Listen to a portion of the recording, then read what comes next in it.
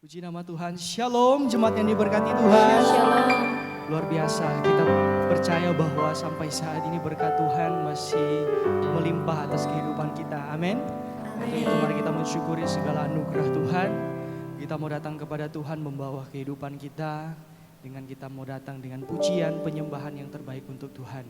Mari sebelum kita masuk dalam pujian penyembahan kita, saja kita semua tundukkan kepala kita satu dalam doa. Terima kasih ya Tuhan, kami bersyukur buat hari ini. Engkau masih memberikan kami kesempatan, kami masih boleh datang di tempat ini Tuhan, mempersiapkan diri kami untuk kami memuji dan membesarkan nama-Mu Tuhan. Terima kasih Tuhan, kami rindu Tuhan untuk menyenangkan-Mu. Untuk itu saat ini mari Roh Kudus-Mu curah pada setiap kami Tuhan. Biarlah kami boleh merasakan hadirat-Mu ada di tengah-tengah kami. Terima kasih Tuhan. Segala bentuk pekerjaan roh-roh jahat yang mencoba mengganggu ibadah kami, kami mau ikat, kami patahkan, kami hancurkan di dalam nama Tuhan Yesus Kristus. Biarlah Tuhan Engkau yang tutup bungkus kami dengan kuasa darah-Mu Tuhan. Terima kasih Tuhan, terima kasih. Kami siap menyembah-Mu di dalam nama Tuhan Yesus Kristus. Haleluya. Amin. Terima kasih untuk anugerah-Mu Tuhan. Kami ada sebagaimana kami ada saat ini. Haleluya Yesus.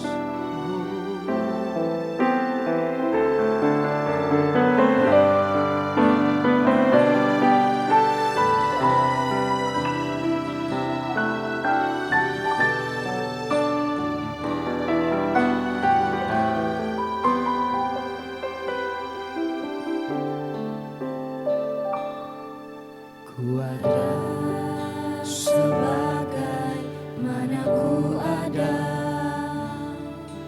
berdiri menghadap tatamu Bapa. Semua karena anugerah-Mu yang telah selamatkanku. Hidup dalam segala kelimpahan, ku layak untuk melayani Tuhan. Semua karena anugerah. Semua karena anugerah-Mu tercurah bagiku. Besar anugerah-Mu, Besar anugerah-Mu, berlimpah kasih-Mu, semakin hari semakin bertambah besar anugerah-Mu.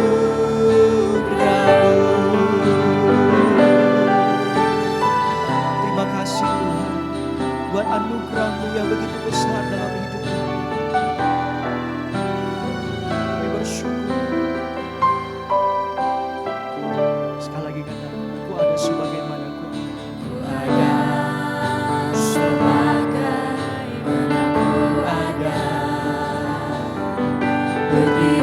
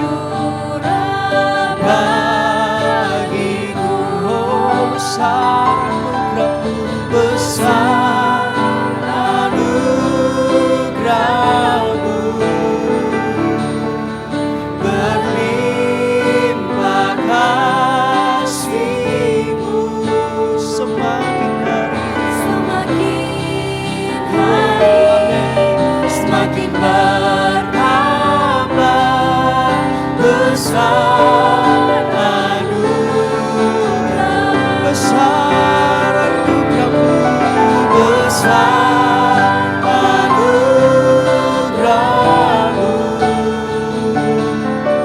berlimpah kasih-Mu. Semakin hari semakin bertambah besar anugerah. Sama-sama katakan, sebab Kau besar, perbuatan-Mu ajaib. Amin. Oh, sebab Kau besar, perbuatan-Mu ajaib. Tiada seperti Engkau. Tiada seperti Engkau. Sebab Kau besar, perbuatan-Mu ajaib. Terima kasih Tuhan. Tiada seperti Amin. Engkau. Oh, tiada seperti Engkau. Tiada seperti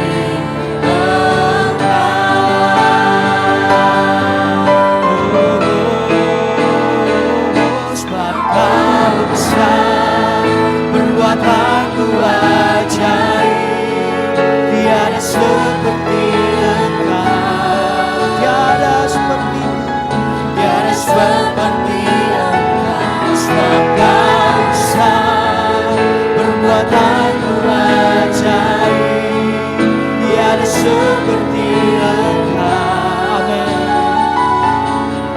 Tiada seperti Engkau, tiada seperti Engkau, tiada seperti Engkau, tiada seperti-Mu, tiada seperti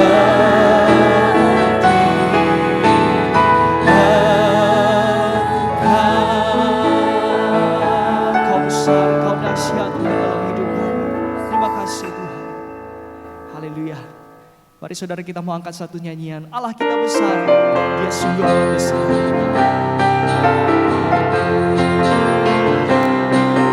Allah kita besar, Dia sungguh amat besar. Amin. Dia miliki kuasa. Kuasa besar, Dia besar. Segala sesuatu tercipta. Segala sesuatu tercipta. Tiada mustahil bagi Dia.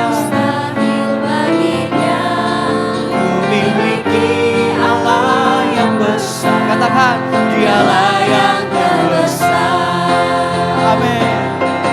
Kita hidup dalam kasih-Nya yang besar. Kita hidup dalam kuasa-Nya yang besar. Mari kita puji Dia.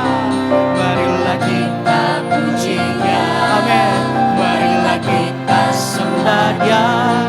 Oh haleluya. Besarkan namanya. Amin. Allah kita besar, Dia sungguh amat besar. Dia sungguh amat besar. Dia memiliki kuasa besar. Dia besar. Segala sesuatu tercipta. Segala sesuatu tercipta. Tiada mustahil bagi Dia. Amin. Ku miliki Allah yang besar. Dialah yang terbesar.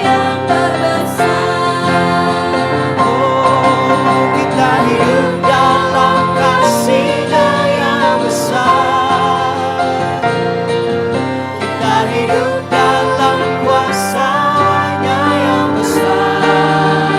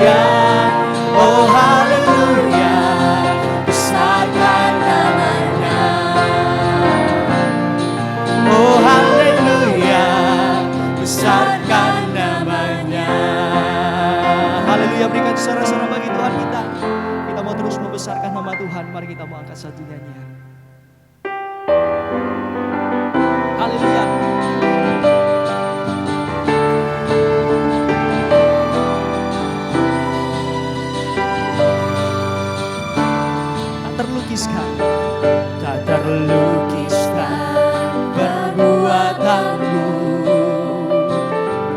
tak terselam pemikiranmu, karena Kau Tuhan di atas segalanya, Maha besar tiada bandingannya. Tak terlukiskan perbuatanmu, amin. Tak terselami pemikiranmu, karena Kau Tuhan di atas segalanya, Maha besar tiada bandingannya. Katakan Yesus perkasa, Dia telah membuktikan kasih-Nya sungguh hebat, tiada bandingannya. Bersorak-sorai bagi Raja mulia yang berikan kemenangan atas kita. Haleluya. Berikan sorak-sorai kemenangan. Haleluya. Yesus perkasa.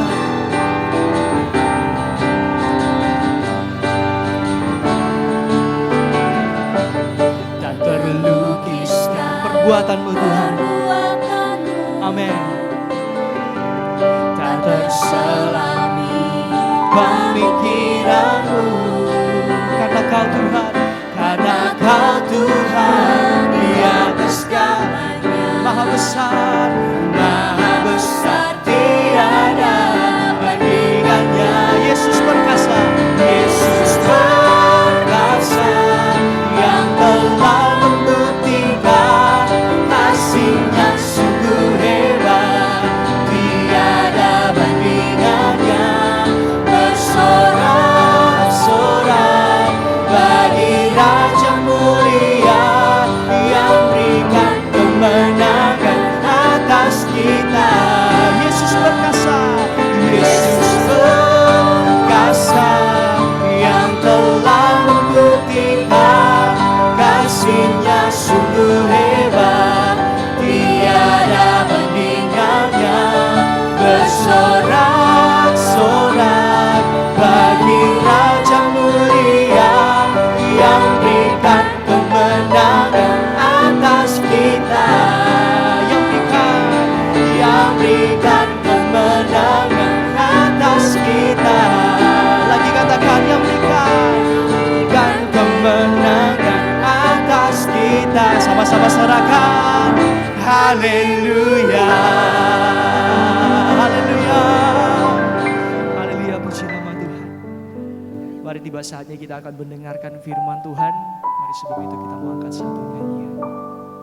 Kaulah segalanya dalam hidup kami Tuhan. Terima kasih Tuhan. Kami mau menjadikan Engkau yang utama dalam hidup kami.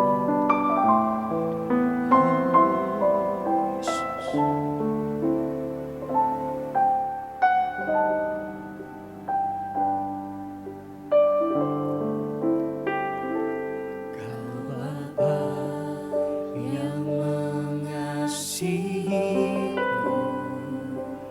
kuasa-Mu memulihkanku,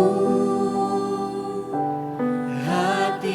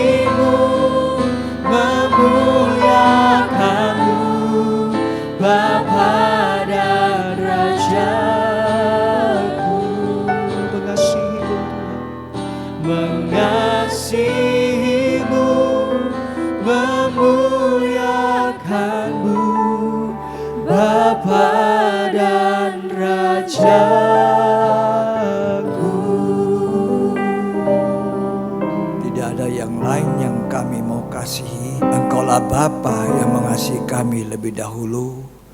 Engkaulah Tuhan yang sudah menolong kami dan mengangkat kami dari lumpur dosa. Engkaulah yang membenarkan dan menyucikan kami dengan darah yang mahal. Dan kamilah orang-orang yang berbahagia, karena kami adalah orang yang dipilih dari sekian banyak manusia untuk diselamatkan. Dan biarlah apa yang Tuhan sudah kerjakan dalam hidup ini, itu tetap akan jadi dalam hidup kami. Nyata apa yang Tuhan sudah buat. Kami harus setia kepada Engkau Tuhan sampai Engkau datang kembali pada kali yang kedua. Yang kami percaya Tuhan tidak lama datang lagi. Pada kali yang kedua itu akan mengangkat kami, membawa kami ke tempat di mana Tuhan ada. Terima kasih. Kami percaya Tuhan semua kami diberkati.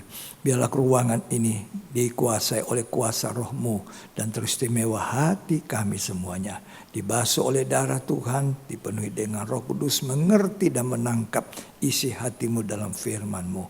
Di dalam nama Tuhan Yesus Kristus. Amin. Puji Tuhan. Mari kita baca Wahyu pasal 12 ayat 17. Wahyu pasal 12 ayat 17. Maka marahlah naga itu kepada perempuan itu, Ya. lalu pergi memerangi keturunannya yang lain, Nah, yang menuruti hukum-hukum Allah ya. dan memiliki kesaksian Yesus. Jadi ini naga tidak bisa mengejar perempuan yang diberi 2 sayap burung nasar. Itulah kekuatan firman dan kuasa Roh Kudus. Nah, ini 2 sayap burung nasar menerbangkan perempuan yang adalah gambaran gereja Tuhan ke padang gurun. Di mana itu padang gurun tidak perlu kita tahu.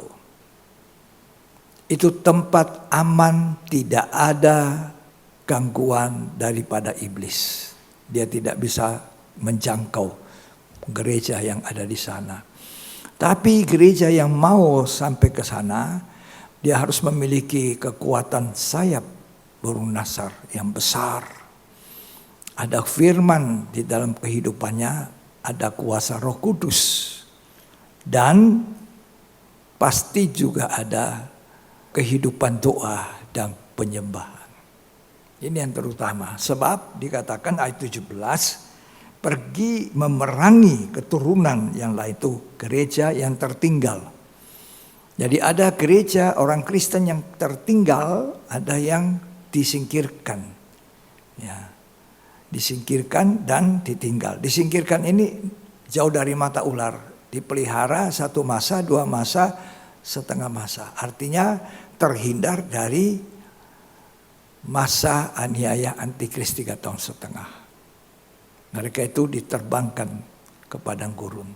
Aman. Ini orang yang hidup sampai Tuhan datang. Tapi ada gereja yang ketinggalan.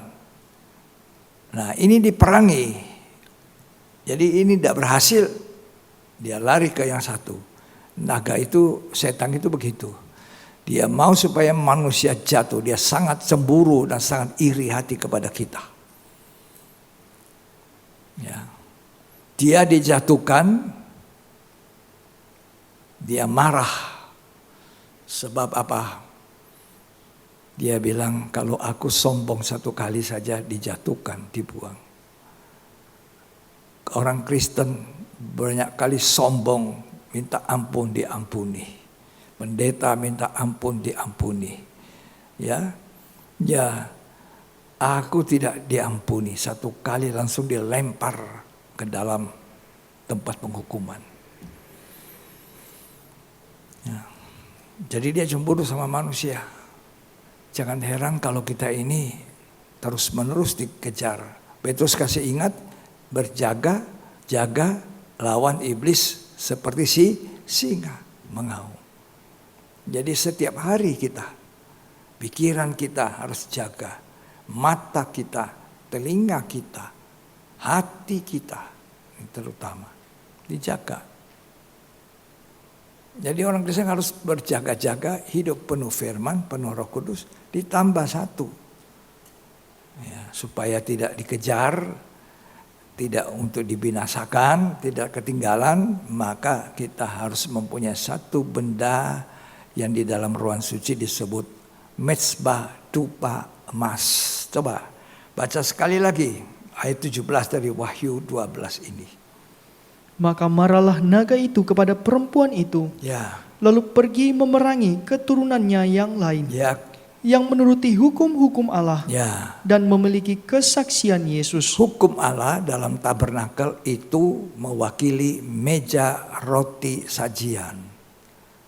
Nah, meja roti sajian terdiri dari 2 tumpuk.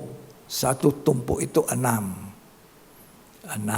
Jadi 2 tumpuk. 6 tambah 6 itu adalah isinya Alkitab, 66 kitab. Perjanjian lama 39, perjanjian baru 27 kitab. Itu yang harus jadi makanan hari-hari kita.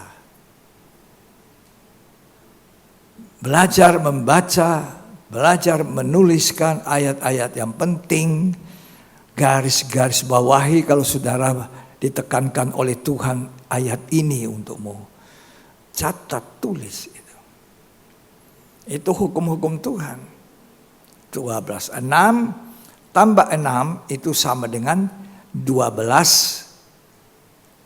Itu angka daripada rasul. Angka 12 itu angka rasul.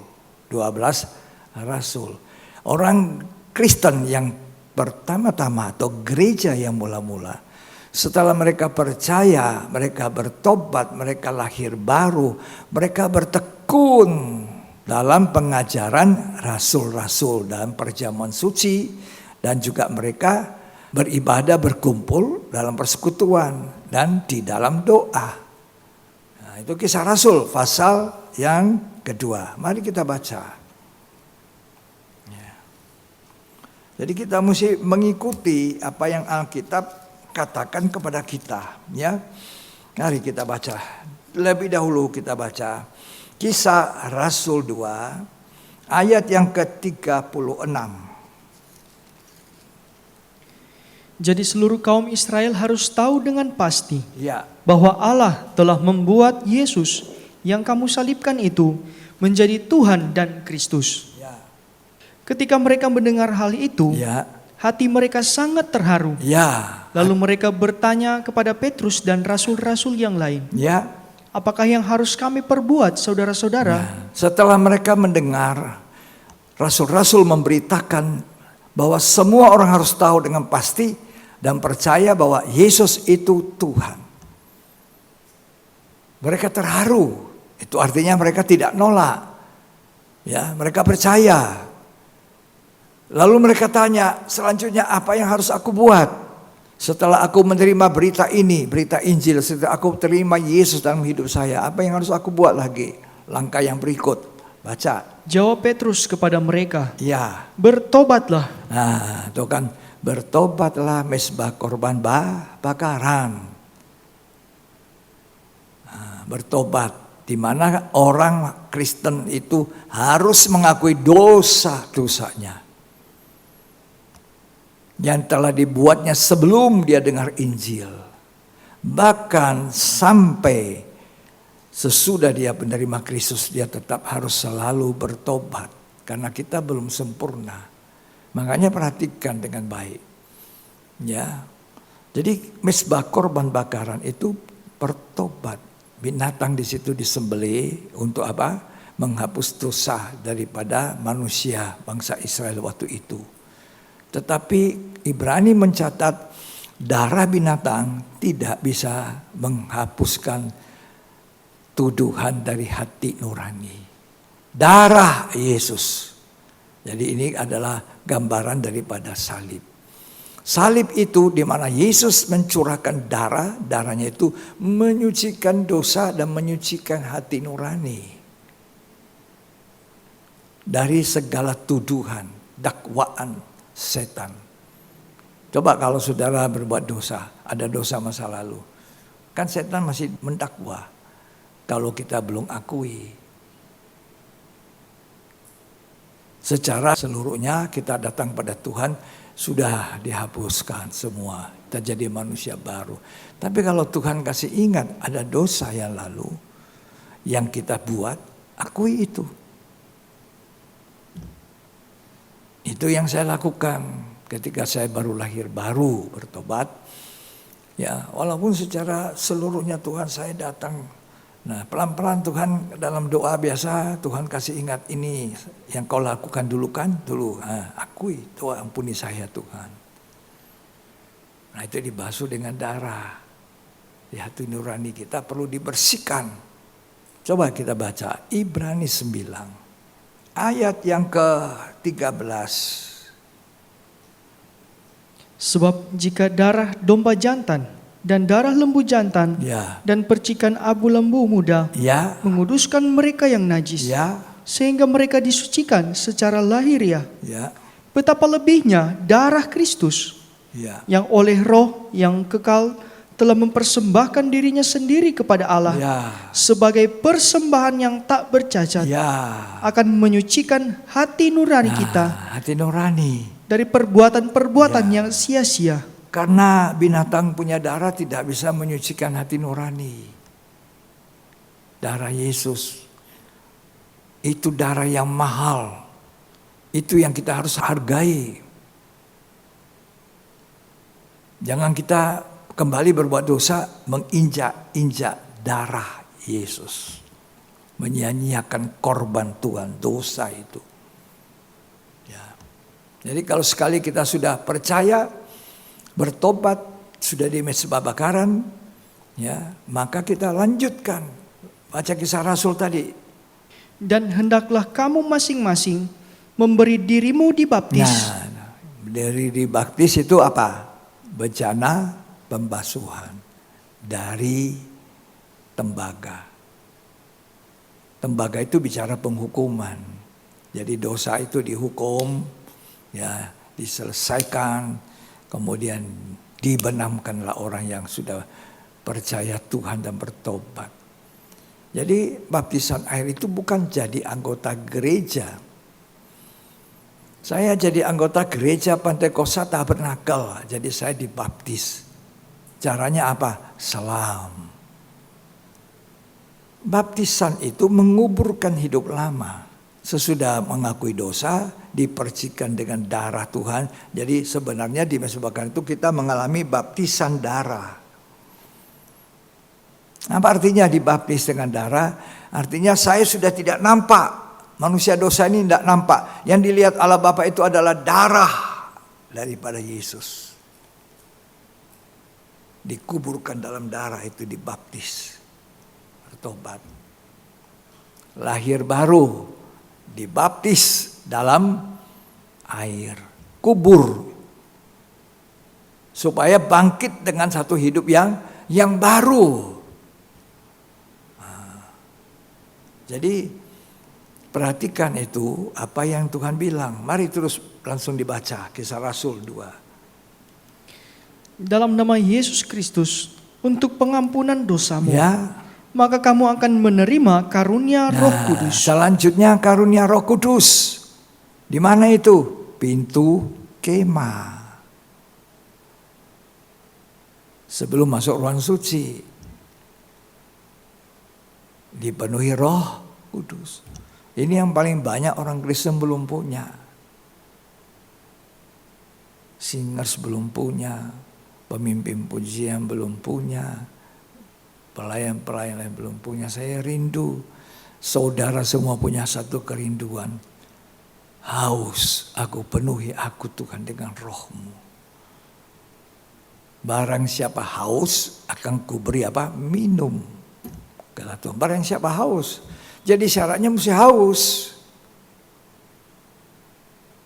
Lalu lanjut kita. Kalau sudah dibaptisan Roh Kudus, kita sudah berbahasa apa? Glosolalia, bahasa roh. Bahasa yang tidak dimengerti orang, tapi itu membangun rohani kita. Dibaptis Roh Kudus, berbahasa lidah. Kalau saudara sudah punya karunia ini, memang asli dibaptis Roh Kudus, saudara bukan lagi berdoa dengan kata-kata saja. Kalau kita berdoa dengan kata-kata Bapa kami yang ada di sorga, dimuliakan namamu. Nanti kalau kita minta Tuhan tolong saya, berkati anak saya, cucu saya, istri saya, suami saya. 5 menit selesai. 5 menit. Tapi kalau kita menyembah Tuhan, kita belajar memanfaatkan Roh Kudus itu, karunia Roh Kudus untuk menyembah Dia di dalam roh. Dan sekarang di dalam kebenaran, karena aku sudah percaya dan bertobat. Sudah dibasuh oleh darah Tuhan, sudah dibaptis. Nah itu masuknya nanti di mezbah dupa emas. Menyembah di dalam roh dan di dalam kebenaran. Terus dulu dibaca Kisah Rasul 2. Sebab bagi kamulah janji itu, Ya. dan bagi anak-anakmu, dan bagi orang yang masih jauh. Jadi bagi kita, bagi anak kita, anak-anak itu nanti mengalami pencurahan Roh Kudus berlipat-lipat. Itu pencurahan Roh Kudus terakhir, dekat ini. Sudah dekat. Kalau itu sudah, nah orang yang penuh itu diterbangkan dengan kuasa 2 sayap burung nasar. Ya, makanya itu dibilang Tuhan, hendaklah kamu penuh Roh Kudus, bukan rohnya dunia. Ya, orang Kristen harus penuh Roh Kudus. Ya, lanjut. Yaitu sebanyak yang akan dipanggil oleh Tuhan Allah kita. Ya, Dan dengan banyak perkataan lain lagi, ia memberi suatu kesaksian yang sungguh-sungguh. ya, Dan ia mengecam dan menasihati mereka, katanya, ya. berilah dirimu diselamatkan dari angkatan yang jahat ini. Ayat 41, lihat dulu perikopnya. Nah, Cara hidup jemaat yang cara pertama. hidupnya jemaat sekarang.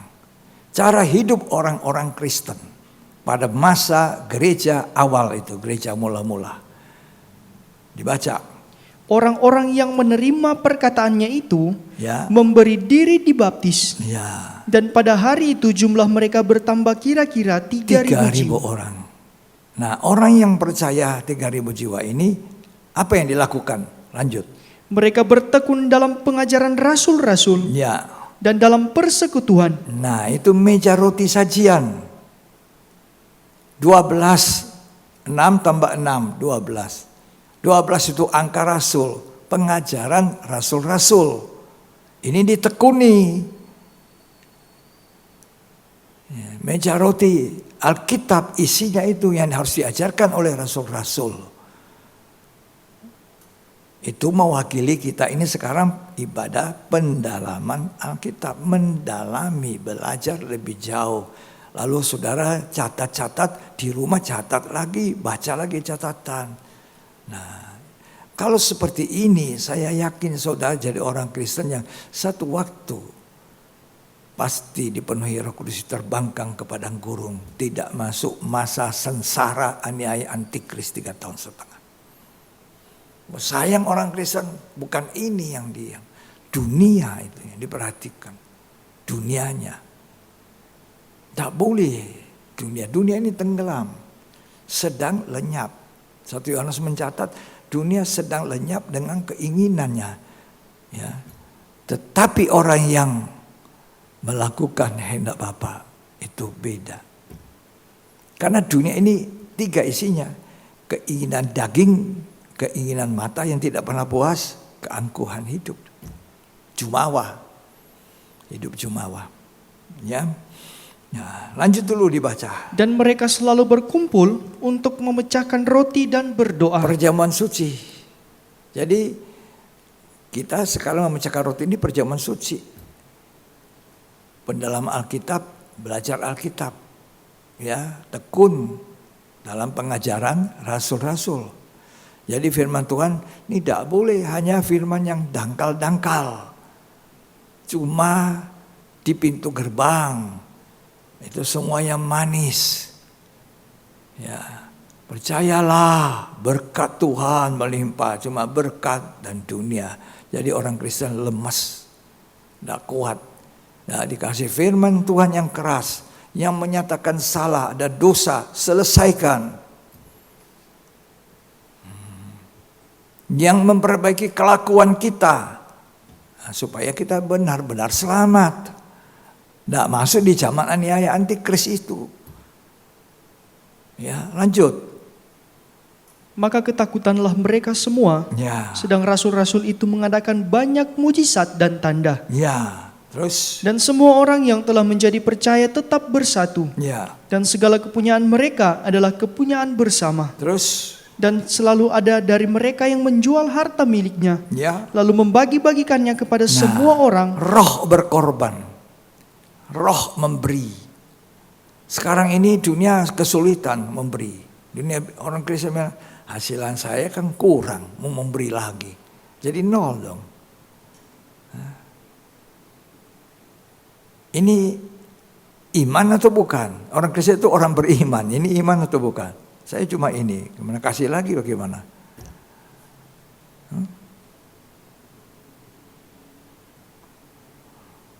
Janda Sarfa itu bilang, saya cuma punya tepung segenggam, minyak sedikit dalam buli-buli. Nabi Elia minta lagi, bagaimana? Ini 2 orang tidak makan sudah. Kalau habis ini kami cuma 2 orang mati, untuk kasih kamu tidak bisa Elia. Ini pikirannya dia. Apa benar pikirannya? Benar. Cuma tepung segenggam, minyak sedikit, bikin roti, anak dan mama makan, selesai. Tidak bisa lagi, tidak punya lagi tepung, tidak punya minyak. Tapi Elia bicara apa? Demikianlah firman Tuhan.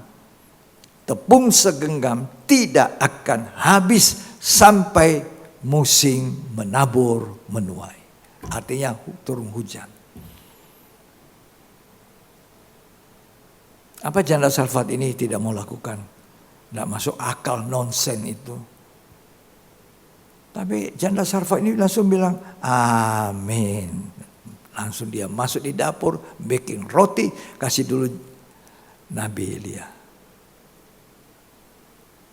Nabi Elia mengatakan seperti firman Tuhan. Jadi seperti firman Tuhan. Orang Kristen harus punya iman itu. Kalau kita alami sesuatu, baru kita bisa lebih dekat dengan Tuhan, lebih percaya. Tidak gampang bimbang. Ya. Kenapa orang Kristen bimbang-bimbang? Nggak punya iman. Karena tidak punya iman, tidak suka dengar firman, tidak suka baca Alkitab, tidak suka belajar Alkitab. Alkitab cuma jadi hiasan, tidak pernah dipegang. Yang dipegang apa? HP. Sesudah baca ayat di HP, lebih banyak YouTube, video. Nah itulah keadaan manusia Kristen. Coba 1 Raja-Raja, ya, pasal 17. Ya, ini Elia juga harus belajar. Kau ke sungai Kerit, nanti aku suruh burung gagak. Kalau Elia tidak percaya gimana? Hah? Masa burung gagak kasih makan? Paruhnya itu bau bangkai. Nah, Tuhan tidak suruh burung merak atau burung Raja Wali, burung gagak. Habis makan bangkai, bau ini paruhnya, ambil roti kasih saya. Gimana? Elia itu nabi yang tidak ngomong apa-apa. Ya Tuhan, aku pergi ke sungai Kerit. Tiap hari pagi, petang, burung datang bawa apa? Roti. Minum air dari sungai Kerit. Sampai sungai itu kering. Ayo sekarang ke Sarfat. Di sana aku perintahkan janda untuk kasih makan kamu. Wah, dia senang. Lolos saya dari burung gagak yang jelek itu. Baru dia datang, saya gau. Saya sudah ngeri lihat. Burung gagak bawa roti lagi di mulutnya. Wah, sekarang senang sudah. Biar janda, tidak apa-apa sudah. Janda ini pasti kasih saya makan enak-enak ini. Aduh. Kan dia pikir pasti janda orang kaya atau ini janda. Kan ada juga janda kaya. Ada janda miskin, ada janda kaya. Jadi pikirannya Elia janda kaya. Ternyata sampai di sana janda yang terlalu miskin. Tidak punya makanan. Cuma tepung segenggam, minyak sedikit dalam buli-buli. Tapi Elia bilang, buatkan dulu bagi saya dan bagi anakmu, nanti kamu makan. Coba baca ya. Ini orang Kristen punya iman itu mestinya. Yang pakai akal terus ya, pikiran terus kita. 1 Raja-Raja 17. Perempuan itu menjawab, ayat 12. Perempuan itu menjawab, demi Tuhan Allahmu yang hidup, Ya, sesungguhnya tidak ada roti padaku sedikit pun, ya, kecuali segenggam tepung dalam tempayan, ya, dan sedikit minyak dalam buli-buli. ya, Dan sekarang aku sedang mengumpulkan 2-3 potong kayu api. ya, Kemudian aku mau pulang dan mengolahnya bagiku dan bagi anakku. ya, Dan setelah kami memakannya, maka kami akan mati. ya. Terus, Tetapi Elia berkata kepadanya, janganlah takut, pulanglah, buatlah seperti yang kau katakan. ya, Tetapi buatlah lebih dahulu bagiku sepotong roti bunda kecil ya, daripadanya, ya, dan bawalah kepadaku. Kemudian barulah kau buat bagimu dan bagi anakmu. ya. Terus, Sebab beginilah firman Tuhan Allah sebab Israel. beginilah firman Tuhan. Jadi bukan sebab beginilah kata saya kepada kamu.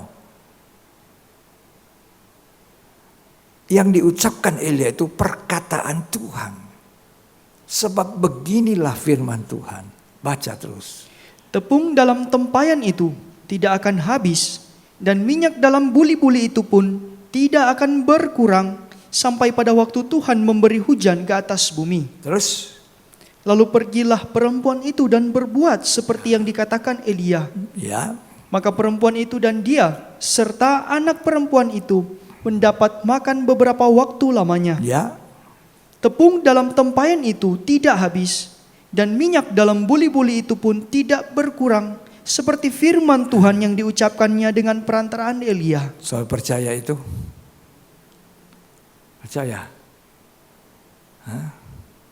Ini janda ini melakukan demikian firman Tuhan. Lalu dia percaya. Dan mereka akhirnya apa? Mati kelaparan? Tidak. Kelemahannya kita, biarpun 100 kali, 1000 kali kita dengar firman, oh itu kan khotbahnya pendeta. Lah Elia ini kan bilang seperti firman Tuhan. Yang saya khotbahkan ini seperti firman Tuhan yang dibaca oleh pembaca Alkitab. Bukan kata-kata saya. Bagaimana kita meresponi? Itulah langkah iman kita. Nah, akhirnya apa? Janda Sarfat ini dengan anaknya hidup, makan. Tidak mati. Coba kalau tidak dibuatkan Elia, mati dia, selesai. Ya kadang-kadang kita ini cuma bilang sedikit, masa sulit lagi, bagaimana mau berkorban? Gimana bikin KKR di masa sulit ini? Semua orang sulit, semua orang susah. Tapi justru di akhir zaman ini kita harus mengalami kebangunan rohani, bukannya kebaktiannya. Kebaktian itu hanya sarananya. Kebangunan rohani oleh apa? Firman yang disampaikan. Kan bukan kata-kata dongeng lucu. Makanya setelah mereka rasul-rasul menyampaikan firman, lalu semua orang yang dengar itu terharu dan berkata, bagaimana? Apa yang harus kami buat? Ya toh? Akhirnya mereka bertekun. Coba baca lagi Kisah Rasul pasal yang kedua. Nah ini penting dibaca.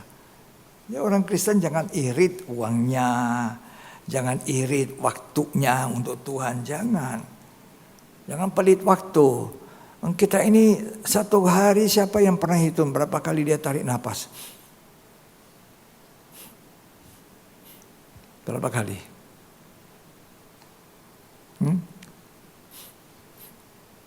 Siapa yang bisa kasih napas? Siapa yang bisa kasih napas? Gak ada. Tuhan. Gak mungkin oksigen di rumah sakit. Walaupun masih ada, masih jalan. Masih jalan. Orangnya sudah tidak ada. Oh, kita ini irit-irit waktu kita. Baca Kisah Rasul 2 ayat yang ke-46. Dengan bertekun dan dengan sehati. Bertekun sehati. Terus Mereka berkumpul tiap-tiap hari dalam bait Allah. bertekun itu artinya terus menerus, terus menerus, terus menerus, tidak putus. Seminggu berapa kali mereka di dalam bait Allah? 7. 7. Dari mana tahu? Coba baca lagi. Tiap-tiap hari. Tiap-tiap hari. Seminggu 7 hari, 7 hari di dalam bait Allah.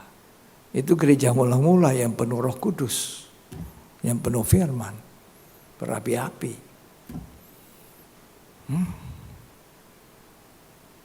Kita satu minggu berapa kali? 3 kali 3 jam, 9 jam. Mereka tiap hari. Diberkati hidupnya, berapi-api. Ketika saya ingat sekali saya baru lahir, baru bertobat. Jam-jam kerja saya, jam kerja. Saya ada di gereja duduk berdoa, ngeliat gereja, senang. Apalagi saya sedang lihat orang memperbaiki plafonnya gereja. Rasanya duduk itu sudah nyaman. Itu cinta mula-mula. Tapi cinta mula-mula itu sudah dipupuk terus sampai sekarang. Jadi saya duduk di gereja, saya duduk saja, so senang. Tidak ada ibadah ini, cuma sendiri. Sama ada tukang 1-2 kerja. Orang cari saya di mana ini? Bingung mereka, di mana ini jam kerja. Langsung saya pulang. Tadi dicari orang, ini ada nomor telepon, ini telepon, ini telepon, ini telepon. Nggak ada HP itu waktu itu. Saya telepon balik semua satu-satu. Tidak ada orang tahu saya pergi di gereja. Raja Daud bilang apa? Dia merindukan. Lebih baik 1 hari di pelataran Tuhan. 1 hari dari pagi sampai daripada di mana? Di luar. Lebih baik 1 hari di pelataran Tuhan. Lah orang Kristen diajak untuk kebaikannya, berkatnya. Ayo ikut ibadah pendalaman Alkitab, ikut ibadah doa, ikut ibadah. Tunggu nanti kalau sudah, baru dia bilang, aduh kalau boleh Tuhan kasih hidup, kita mau tiap hari di gereja. Gimana saudara? Coba. Itu kan ada lagunya, lebih baik 1 hari di pelataranmu. Ya 1 hari daripada 1000 hari di mana? Di mall. Jalan-jalan, di rumah, nonton TV, lihat video. Ya. Jadi hari-hari ini kita harus dibangun. Itu tabernakal kembali.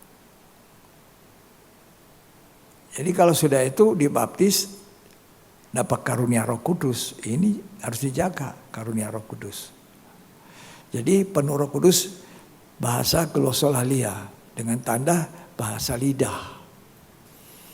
Tapi yang harus dijaga, bahasa lidah itu jangan jadi bahasa lidah cuma rutinitas, kebiasaan. Bukan aliran-aliran air yang hidup dari dalam mengeluh keluar dalam bahasa lidah. Jadi kebiasaan saja. Itulah sebabnya sesudah dibaptis Roh Kudus, kita harus jadi orang Kristen dipimpin oleh Roh Kudus. Hidup kita penuh. Gimana ya menerangkan? Nih. Penuh. Kalau orang dibaptis Roh Kudus, ya seperti ini. Misalnya botol kosong.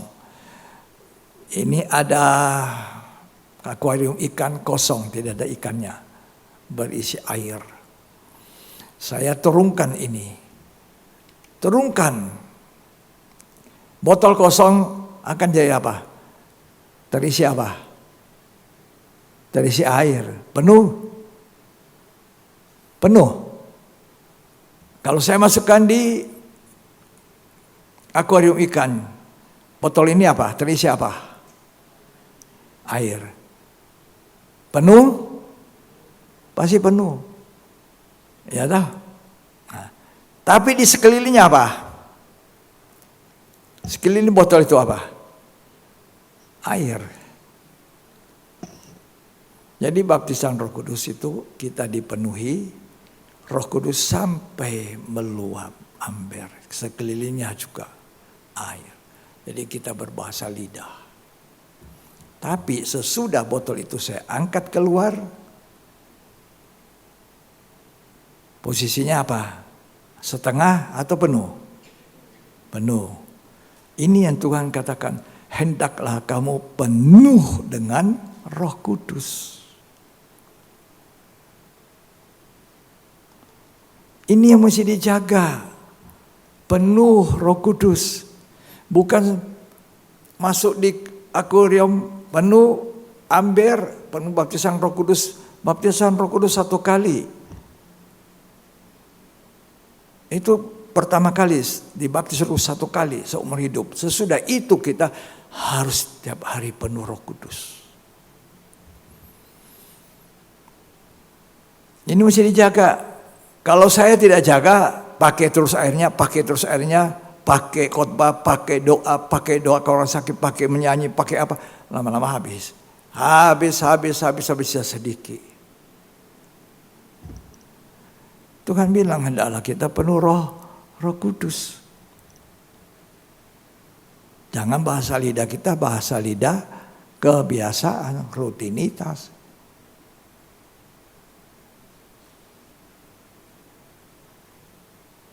Ya, hendaklah kamu penuh Roh Kudus. Efesus 5. Ayat yang ke-18. Dan janganlah kamu mabuk oleh anggur. Jangan mabuk oleh anggur. Karena anggur menimbulkan hawa nafsu. Ya. Tetapi hendaklah kamu penuh dengan roh. Hendaklah kamu penuh dengan apa? Roh Kudus. Dan orang yang penuh Roh Kudus suka apa? Ayat 19. Dan berkata-katalah seorang kepada yang lain dalam mazmur, bermazmur, kidung puji-pujian, dan nyanyian rohani. Nyanyian rohani. Terus bernyanyi dan bersoraklah bagi Tuhan. Nyanyilah dan bersoraklah dengan segenap hati. Dengan segenap hati. Terus ucaplah syukur senantiasa atas segala sesuatu dalam nama Tuhan kita Yesus Kristus kepada Allah dan Bapa kita. Dan rendahkanlah dirimu seorang kepada yang lain di dalam takut akan Kristus. Itu perlunya penuh Roh Kudus. Enggak dagingnya yang muncul. Dia suka bermazmur, suka memuji Tuhan, suka menyembah Tuhan. Ya. Ayo mari kita melayani Tuhan. Melayani pekerjaannya. Tidak lama Tuhan datang. Jangan malas melayani. Ya. Mari, itu orang Kisah Rasul tiap hari di dalam rumah Tuhan. Penuh Roh Kudus, bermazmur. Ya. Memuji Tuhan, semangat. Ya. Nah, kembali di tabernakel. Wahyu tadi mengatakan, ayat 17, Wahyu 12, memburu perempuan yang punya hukum meja roti, yang punya kesaksian pelita emas, kaki dian dari emas. Tapi apa yang tidak ada di sana? Mezbah dupa emas. Mezbah dupa emas itu berbicara tentang doa, kehidupan sembahyang, terutama penyembahan. mengagungkan Tuhan, mengasihi Tuhan. Bukan minta ini, minta itu, minta suami baik, minta istri baik, minta pacar, minta sekolah sukses, minta terlalu banyak mintanya. Tuhan tak bingung. Coba kita menyembah Dia. Cari wajahnya. Cari hadiratnya. Beda. Kalau cuma minta atau doa Bapa kami 5 menit selesai. Tapi kalau saudara pakai kepenuhan Roh Kudus itu amber mengalir keluar, menyembah Tuhan. Nanti saudara tidak rasa 1 jam. 1 jam setengah. Cobalah kalau tidak percaya. Minta dulu Tuhan penuhi saya dengan roh. Ya. Lalu pakai menyembah. Itu yang tidak ada. Tidak masuk ukurannya Tuhan. Wahyu 11 ayat 1 dan 2. Nggak masuk ukuran. Kalau tidak ada doa. Itu diserahkan kepada antikris. Ketinggalan. Diserang oleh apa? Ular itu. Naga itu. Dia tidak berhasil dengan perempuan yang lari di padang gurun. Dengan 2 sayap burung nasar. Dia serang yang ketinggalan ini. Ya. Kemudian diberikanlah kepadaku sebatang bulu, seperti tongkat pengukur rupanya. Ya. Dengan kata-kata yang berikut. Ya. Bangunlah Bangun. dan ukurlah Ukurlah. bait suci Allah. Nah ini yang diukur. Bait suci Allah. Siapa itu bait suci Allah sekarang? Kita. Kita tidak usah ukur orang lain. Mari kita ukur diri sendiri. Apa saya ukurannya Tuhan masuk dalam hidup saya. Terus. Dan mezbah. Mezbah. Dan mereka yang beribadah di dalamnya. Ya. Itu mezbah dupa emas. Karena ada mezbah di luar, di halaman, di pelataran namanya mezbah korban bakaran. Itu lambang dari salib. Penggenapannya itu salib Tuhan. Pengampunan dosa, pengakuan dosa. Tapi kita sudah tinggalkan dosa. Memang hidup kita masih disucikan. Makanya kita perlu dengar firman ulang berulang. Dimandikan oleh firman. Sampai satu waktu Efesus 5 mengatakan sempurna tidak ada cacat. Firman itu. Nah, kemudian kita di mezbah dupa itu apa? Menyembah. Ini yang diukur Tuhan. Kehidupan menyembah. Adakan waktu 1 hari 1 jam. Kalau bisa lebih, syukurlah puji Tuhan. 1 jam. Sebelum pergi kerja. Maka Allah menyertai kau dalam pekerjaan. Sembahyang. Haleluya. Cari wajah Tuhan. Haleluya. Haleluya Tuhan. Nyanyi kalau orang pindah. Ku mau memujimu. Main, kalau perlu main gitar. Nggak ada yang rugi cuma 1 jam. Masih ada 23 jam untuk kita. Tidur, makan, senang-senang. Manusia tamak, serakah. Dikasih 24 jam, kembalikan 1 jam, tidak mau. Dikasih 100, kembalikan 10, tidak mau.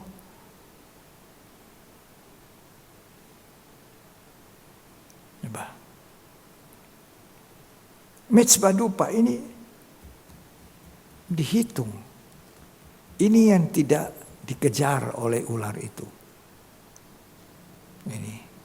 Jadi kalau kita tidak mau membawa hidup kita menyembah hari-hari ini, pujian penyembahan, tentu kita perlu ditolong Tuhan lewat Roh Kudus. Roh Kudus itulah roh yang menolong kita dalam doa. Makanya kita jangan mendukacitakan Roh Kudus dengan perbuatan kita yang tidak benar. Jangan kita memadamkan Roh Kudus. Kalau Roh Kudus menyuruh kita melakukan sesuatu, jangan tidak mau. Padam itu Roh Kudus yang tidak bicara lagi. Kalau Roh Kudus bilang berdamai sama orang itu, berdamai, pergi ke sana, tidak mau. Padam. Roh Kudus berduka. Ya. Kita harus memanfaatkan hari-hari ini Mezbah dupa emas, pujian dan penyembahan dengan pertolongan Roh Kudus.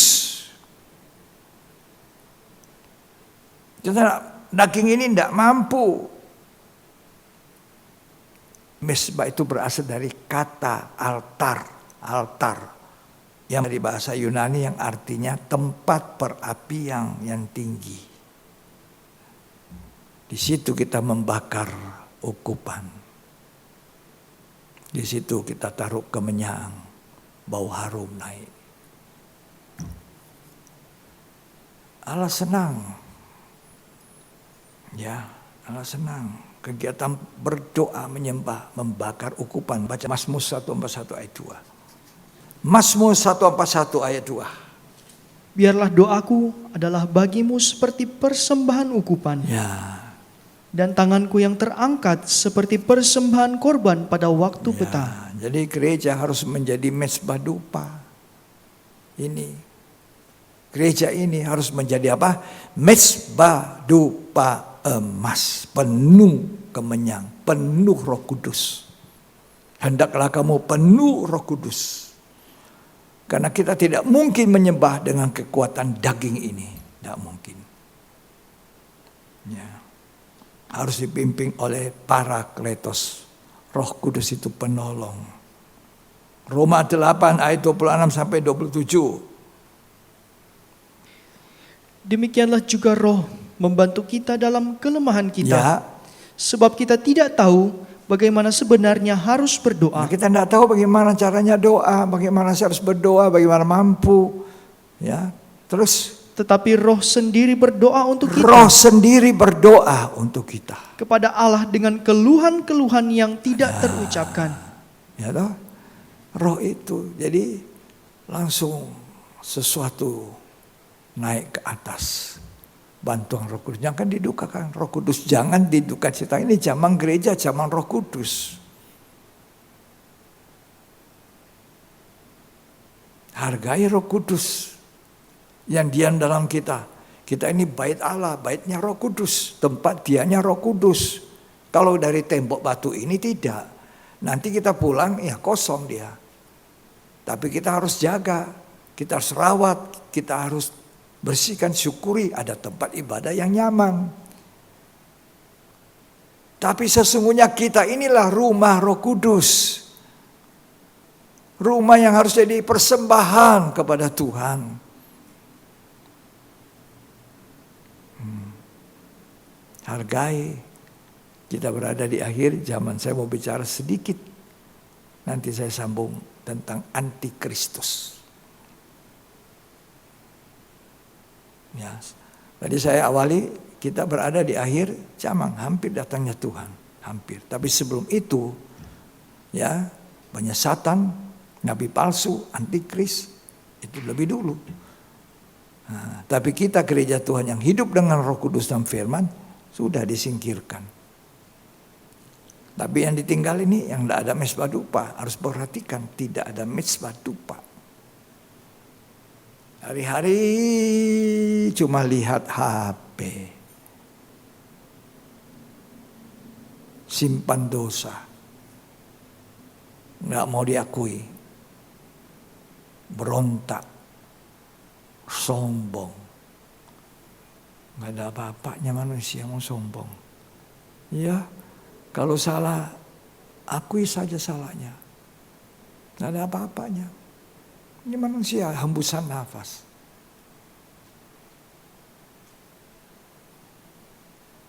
Apa yang dibangga-banggakan? Nggak ada.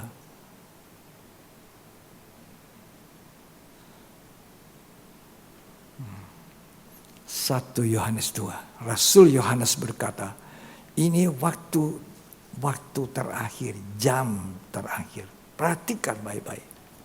Jangan terlalu sibuk, khawatir dengan susah, dengan banyak perkara. Ya. 1 Yohanes 2 ayat 18-19. Anak-anakku, Waktu ini adalah waktu yang terakhir. Terjemahan lain mengatakan waktu itu jam yang terakhir.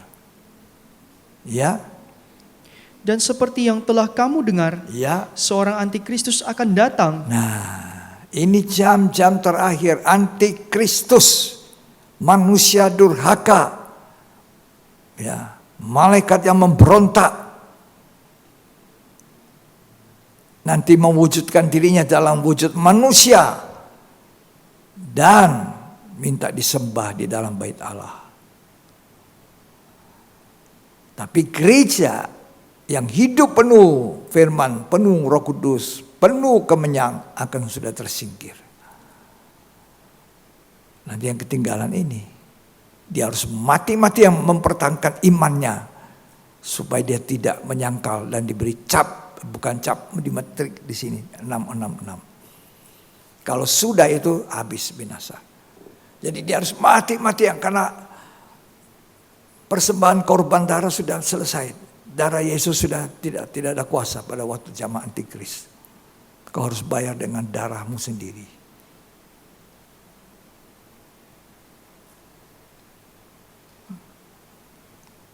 Jadi orang Kristen tuh, masa ya itu pendeta terlalu jauh, masih lama itu. Nah kita kan tidak tahu. Tanda-tanda zaman saja kita lihat. Baca dulu tuh 1 Yohanes 2. Itulah tandanya bahwa waktu ini benar-benar adalah waktu yang terakhir. Ya. Jam yang terakhir. Terus Mereka memang berasal dari antara kita. ini orang Kristen asalnya. Berasal dari antara kita. Sama-sama orang Kristen. Terus Tetapi mereka tidak sungguh-sungguh termasuk pada kita. tapi tidak semua orang Kristen adalah orang Kristen. Terus Sebab jika mereka sungguh-sungguh kalau termasuk pada kita, sungguh-sungguh dia tetap melekat. Jarang melekat pada pokok. Terus niscaya mereka tetap bersama-sama dengan kita. ya, Tetapi hal itu terjadi supaya menjadi nyata ya. bahwa tidak semua mereka Tidak sungguh-sungguh semua mereka sungguh-sungguh. termasuk pada kita. Jadi tidak semua orang Kristen. Hati-hati. Lama-lama dia lepas.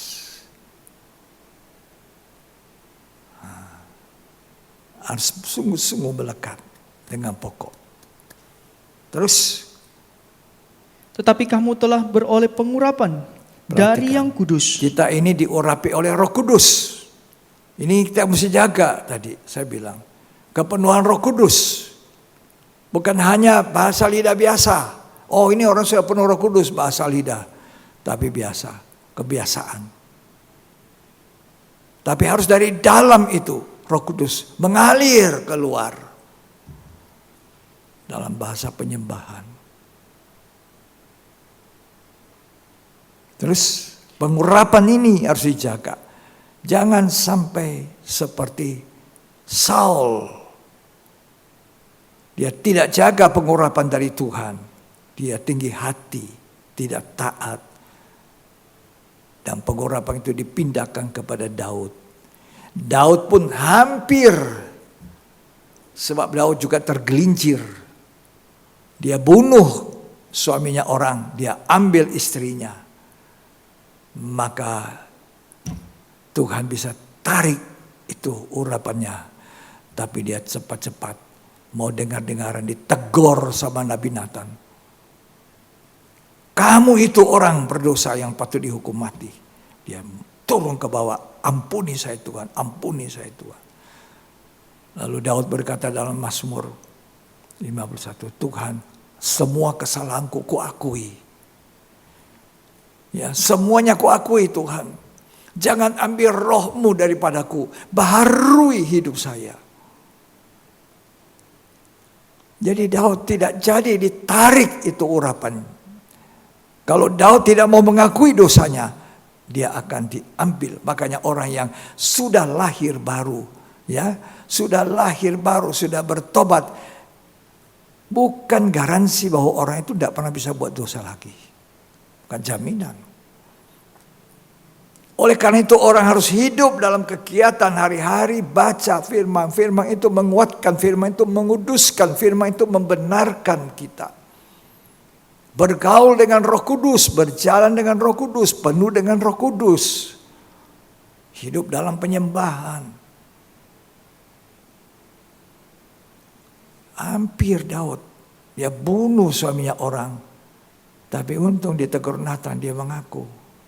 Saudara bisa baca di 2 Samuel, pasal yang ke-6, 1 Samuel. Di situ kisah Daud diurapi, tapi dia akui dosanya. Ampuni saya Tuhan, tolong saya Tuhan. Jangan ambil rohmu, baharui batinku. Dipulihkan. Nggak jadi urapannya. Kamu sudah menerima pengurapan. Jadi jangan sampai pengurapan itu hilang. Kemudian kita nanti terlepas dari tubuh. Itu antikris. Sudah ada antikris. Nah. Ini jam yang terakhir. Antikris. Itu salah satu dari trinitas setan, iblis. Trinitas iblis itu 3, ya. Naga itu binatang yang keluar dari laut. Dalam Wahyu 13 nanti. Wahyu 13 itu antikris. Nanti kita akan masuk di situ, antikristus. Wahyu 13. Itu manusia durhaka yang akan menyiksa orang-orang Kristen. Antikristus, ya. Binatang keluar dari laut itu adalah naga. Kemudian yang kedua, antikris itu disebut binatang ada di bumi. Dan kemudian yang ketiga, roh jahat yang ada di udara akan turun ke bawah. Roh jahat ini. Makanya Efesus bilang, pergunakan selengkap senjata Allah. Coba kalau kau tegur itu anak, terus tertarik dengan tidak mau, itu ikatan itu roh bukan dari roh Allah.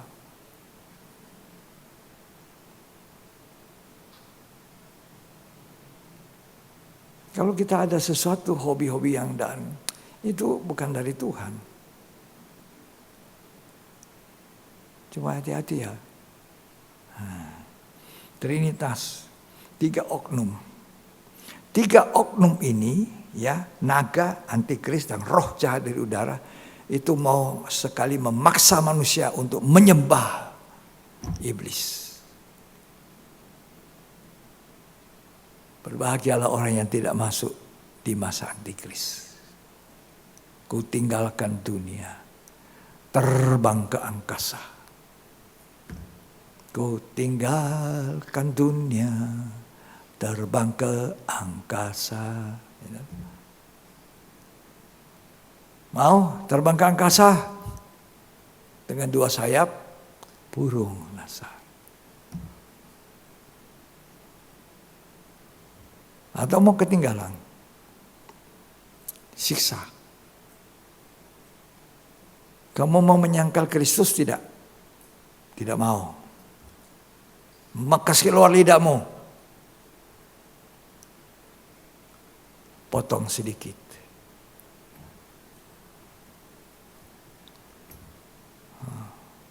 Mau menyangkal Kristus? Nggak mau. Cungkil matanya 1.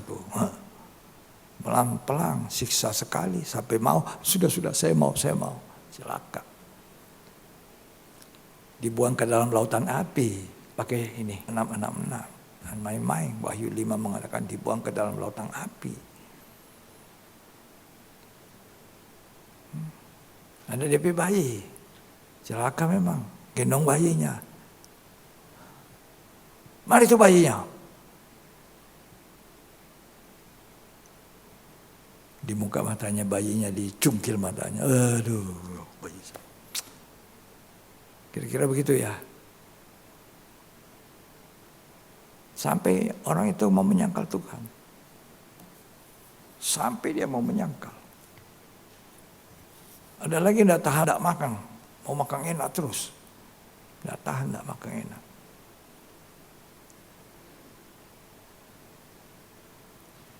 Tidak bisa makan. Mau bayar. Saya ada duit ini. Ada, boleh tidak 10 juta. Satu nasi kuning, satu bungkus. Pada nasi kuning satu bungkus berapa? Ini 10 juta. Tidak laku uang 10 juta. Dulu 10 juta disuruh korban untuk pekerjaan Tuhan, tidak mau dia. Sekarang 10 juta satu bungkus nasi kuning. Tidak laku lagi. Kecuali pakai ini. 666. Atau di tangan. Baca. Yang terakhir ini ya. Terakhir. Kita mesti hati-hati, percaya itu. Belajar Alkitab. Tidak ada yang rugi belajar. Ya. Wahyu 13 ayat 17. Dan tidak seorang pun yang dapat membeli atau menjual selain daripada mereka yang memakai tanda itu, Ya. yaitu nama binatang atau bilangan namanya. Ya. Terus Yang penting di sini ialah hikmat. barang siapa Barang siapa yang bijaksana, menghitung, baiklah ia menghitung bilangan binatang itu, ya, karena bilangan itu adalah bilangan seorang manusia, ya, dan bilangannya ialah 666. 666 di sini atau di lengan. Baru bisa beli nasi kuning satu bungkus. Mau bayar 10 juta, nggak laku. Jadi duitmu itu nggak laku. Kecuali lenganmu. Di sini. Kalau sudah dengar ini tidak takut. Mari kita takut. Ya, kita belajar. Kita dengan segala keterbatasan, kekurangan, kita belajar. Melawang ini, daging ini. Daging ini memang enak tidur. Suka mau tidur, suka mau duduk-duduk. Tapi ini mesti dilawan. Mari kita persiapkan diri makan perjamuan suci. Ini perlu makan supaya kita tidak dibawa atmosfer daripada antikris. Karena antikris tidak percaya, ya, Yesus itu Allah menjadi manusia. Sekarang ini rame kan. Yesus bukan juru selamat, Allah menjadi manusia. Yesus itu Allah 100%. Manusia 100% untuk menjadi korban di atas kayu salib. Nah, kalau kita makan perjamuan suci kan kita akui, makanya katakan amin ya saudara. Apakah saudara percaya bahwa kita bersekutu dengan tubuh daging Yesus? Amin.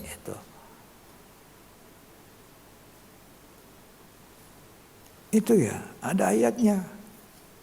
Nah, itu kalau kita tidak percaya, kita tidak menggunakan perjamuan suci dengan baik. Berbahagia orang bisa kasih jalan perjamuan suci. Ya. 1 Yohanes, kita mesti percaya 1 Yohanes pasal 4. Saudara baca di rumah baik-baik. Ya. Demikianlah kita mengenal roh Allah. Setiap roh yang mengaku bahwa Yesus Kristus telah datang sebagai manusia daging berasal dari Allah. Dan setiap roh yang tidak mengaku Yesus menjadi manusia, itu mestinya terjemahnya, tidak berasal dari Allah. Roh itu adalah rohnya antikris. Tentang dia kamu telah dengar bahwa ia datang dan sekarang sudah ada dalam dunia. Jadi saudara jawab. Nah, itu membuktikan bahwa kita percaya Yesus Allah menjadi manusia. Makan perjamuan suci. Itu meneguhkan kepercayaan kita kepada Tuhan. Jadi Bible study, roti, meja roti sajian itu sekaligus juga perjamuan suci. Ya, makanya makan itu mengakui tubuh Tuhan dengan layak. Jangan ada dosa, jangan ada menyimpang kepahitan, marah, baru kita makan. Jangan. Tuhan menolong kita semua.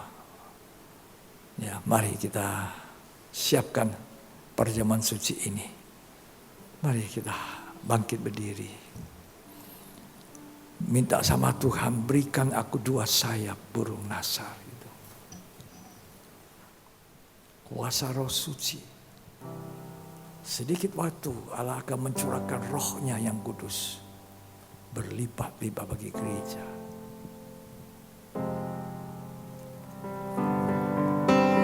Oh Tuhan, berikanlah saya burung nasar, yaitu kuasa Roh Suci saja. Ku tinggalkan dunia, terbang ke angkasa, bertemu Yesus mempelai surga. Oh Tuhan, berikanlah saya burung nasar, yaitu kuasa Roh Suci saja. Amin. Ku tinggalkan dunia, terbang ke angkasa, bertemu Yesus mempelai surga. Siapa yang mau merindu bertemu? Oh Tuhan, siapa merindukan dipenuhi Roh Kudus? Saya burung nasar, yaitu kuasa Roh Suci saja.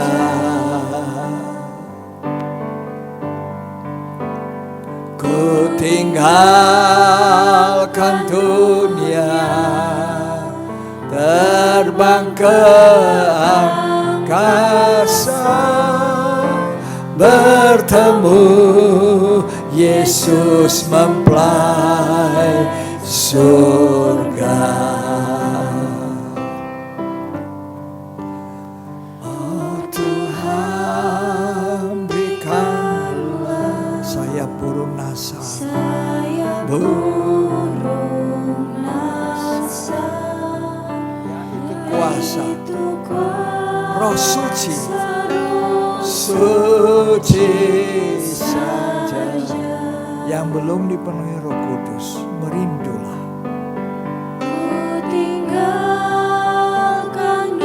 Roh Kudus menuntun kita dalam seluruh kebenaran. Roh Kudus menolong kita untuk memuji menyembah Tuhan. Roh Kudus segalanya bagi gereja Tuhan. Jangan didukakan, jangan dipadamkan.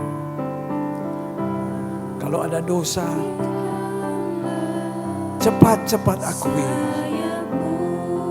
Seperti Daud,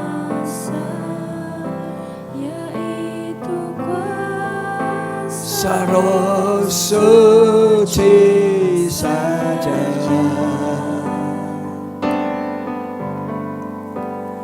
Ku tinggalkan dunia, terbang ke angkasa,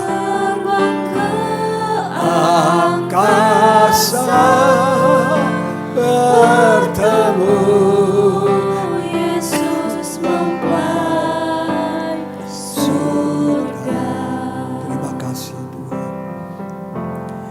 Bertemu Yesus mempelai surga. Terima kasih Tuhan. Kami mempersiapkan hati kami, hidup kami, untuk menikmati persekutuan tubuh dan darah Yesus melalui perjamuan suci.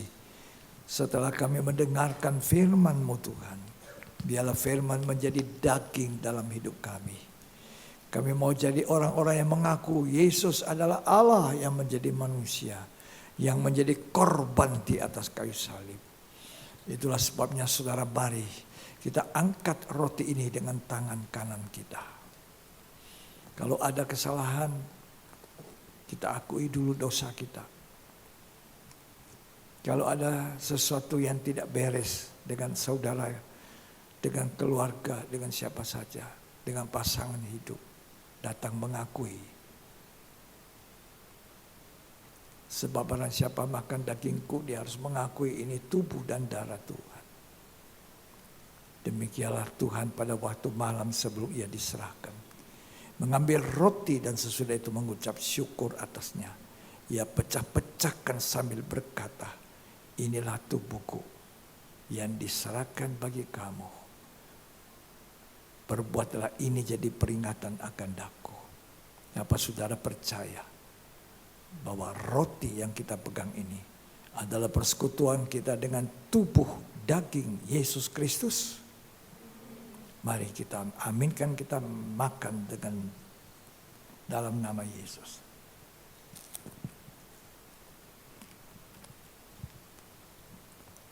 Makin sering kita makan perjamuan suci, makin kita jauh di bawah rohnya antikris yang sekarang ada di dalam dunia. Dia membuat orang Kristen malas ibadah, malas baca Alkitab, malas berdoa. Angkat itu cawan lebih tinggi dari kepala. Demikian sesudah makan diambil cawan. Lalu ia berkata, cawan ini adalah perjanjian baru yang dimeteraikan oleh darahku. Perbuatlah ini setiap kali kamu meminumnya jadi peringatan akan daku. Sebab setiap kali kamu makan roti dan minum cawan ini, kamu memberitakan kematianku sampai aku datang. Apa saudara percaya bahwa cawan yang atasnya kita ucapkan syukur ini adalah persekutuan dengan darah Yesus Kristus? Mari kita minum dengan iman dalam nama Yesus.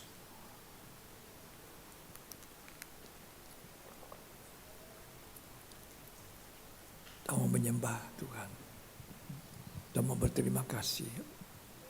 Haleluya, haleluya, haleluya. Terima kasih Tuhan. Haleluya, haleluya, haleluya, haleluya, haleluya. Oh Tuhan, haleluya. Berkam dua sayap burung dasar itu.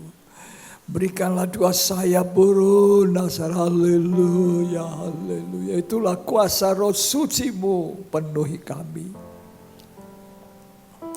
Terima kasih Tuhan, haleluya, haleluya. Oh Tuhan, berikanlah sayap burung dasar. Burung dasar, yaitu kuasa roh suci saja. Ku tinggalkan dunia ini, ku tinggalkan dunia, terbang ke angkasa, ke angkasa. Bertemu Yesus mempelai surga. Oh Tuhan, berikan sayap burung dasar. Tuhan, berikanlah sayap burung dasar, yaitu kuasa roh suci saja. Ku tinggalkan dunia, ku tinggalkan dunia, terbang ke angkasa, ke angkasa. Bertemu Yesus mempelai surga. Terima kasih Tuhan yang kami rindukan, supaya hidup kami penuh dengan roh-Mu yang kudus, supaya hidup kami penuh dengan firman-Mu Tuhan. Dan kami boleh hidup memperkenankan Engkau. Sebab kami tahu waktunya tidak lama Tuhan Yesus datang kembali pada kali kedua. Kami harus persiapkan bencana hidup kami untuk menerima pencurahan Roh Kudus di akhir zaman. Pencurahan terakhir kalinya. Dan tidak akan ada lagi bahwa gereja menjadi saksi Tuhan. Bukan hanya hamba-hamba Tuhan yang harus bertugas menjalankan amanah agung, tapi setiap jemaat, setiap kehidupan orang percaya harus menjadi pelaksana amanah agung. Bawa jiwa-jiwa, menangkan jiwa-jiwa bagi kerajaan surga. Jadikan segala bangsa murid Tuhan dan ajar mereka melakukan segala sesuatu. Terima kasih Tuhan. Berkati kami semua yang ada maupun yang tidak hadir, yang sakit, yang kurang enak badannya. Tuhan pulihkan. Biar semuanya boleh hadir pada waktunya. Bahkan lebih dari itu, jiwa-jiwa baru Tuhan bawa ke tempat ini. Selama masih ada firman, masih ada Roh Kudus, masih ada kesempatan. Kami menggunakan kesempatan ini. Terima kasih. Angkat tangan kita doa-doa. Terimalah segala berkat yang terbaik dari Allah Bapa, Sang Putra dan Roh Kudus. Tuhan Yesus Kristus memberkati hari ini sampai selamanya. Sampai Tuhan datang, jadilah berkat, laksanakan perintah Tuhan. Jadikan segala bangsa muridku dan pergilah membawa berkat, damai sejahtera. Allah menyertai kita hari ini sampai selamanya. Dalam nama Yesus Kristus yang diberkati Tuhan, katakan amin. Amin. Tuhan Yesus memberkati kita sekalian.